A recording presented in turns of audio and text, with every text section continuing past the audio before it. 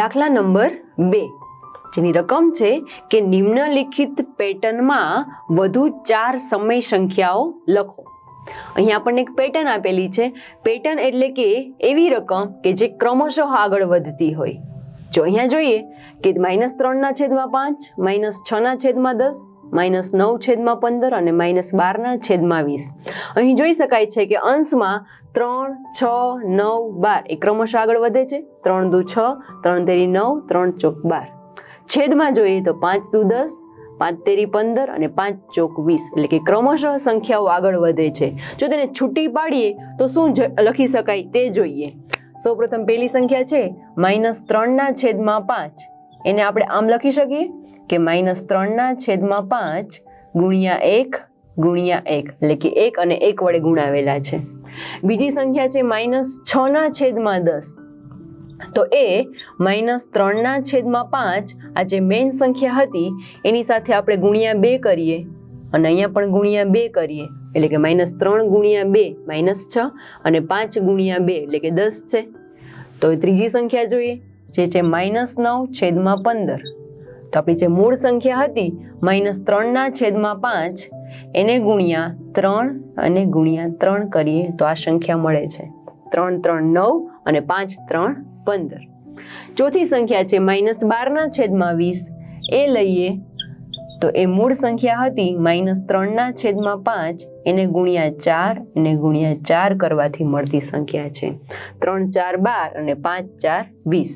તો અહીંયા જોઈ શકાય છે કે આ -3/5 ના ગુણકમાં 1 ગુણકમાં 2 3 4 એમ ક્રમશઃ પેટર્ન છે. તો આ 4 સંખ્યા છે એ રકમની છે. એના પછીની 4 સંખ્યાઓ આપણે લખવાની છે.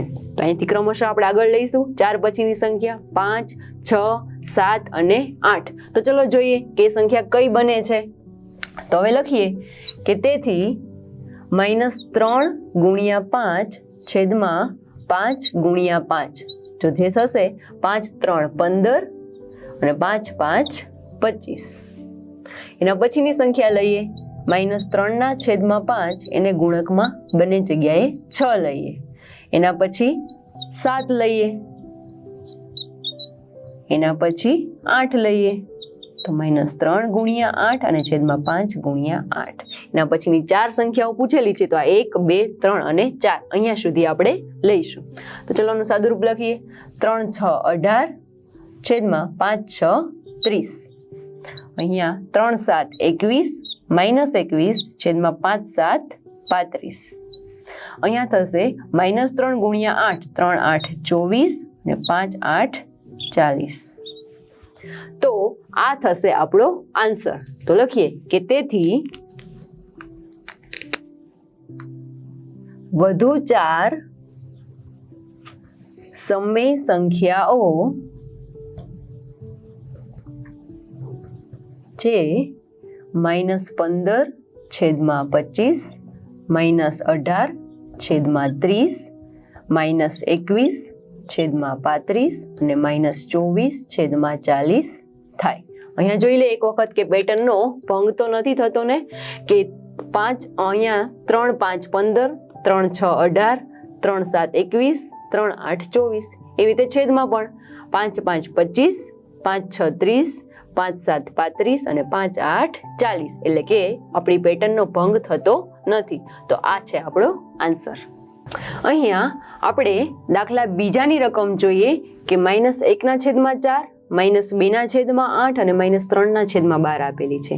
એના પછીની આપણે 4 સંખ્યાઓ છે એ શોધવાની છે. તો સૌપ્રથમ તો અહીંયા જોઈએ કે આપેલી પેટર્ન છે એ નિયમિત છે.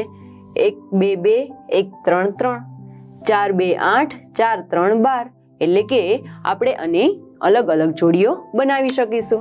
તો અહીંયા લખીએ સૌપ્રથમ પહેલી સંખ્યા -1/4 છે એ 1 નો ગુણાકાર છે. એવી રીતે બીજી સંખ્યા છે -2/8 એ આ જે મૂળ સંખ્યા હતી એનો 2 સાથેનો ગુણાકાર છે. જોઈ શકાય છે -1 ગુણ્યા 2 એટલે -2 અને 4 ગુણ્યા 2 એટલે 8. ત્રીજી જે છે એ -3/12 રકમ છે. તો એ -1/4 નો -3 સાથેનો ગુણાકાર છે. 3 ગુણ્યા -1 એટલે -3, 3 ગુણ્યા 4 એટલે 12. હવે આના પછીની 4 સંખ્યાઓ આપણે લખવાની છે. તો અહીંયા 3 સુધીની હતી, તો હવે આપણે 4 થી શરૂઆત કરીશું. તો જે થશે -1/4 એને ગુણ્યા 4 અને 4. એના પછીની સંખ્યા -1/4 એને ગુણ્યા 5. ત્યાર પછી -1/4 એને ગુણ્યા 6 અને -1/4 એને ગુણ્યા 7. 4 સંખ્યાઓ પૂછેલી છે, તો આપણે 4 સંખ્યાઓ લખીશું. સદરૂપ આપીએ. -1 ગુણ્યા 4 -4, છેદમાં આવશે 16. અહીંયા થશે -5, છેદમાં આવશે 20. અહીંયા થશે -6, છેદમાં 6 4 24. અહીંયા -7 અને છેદમાં આવશે 28. તો આ 4 સંખ્યાઓ તેના પછીની 4 સમય સંખ્યાઓ છે. તો લખીએ કે તેથી વધુ 4 સમય સંખ્યાઓ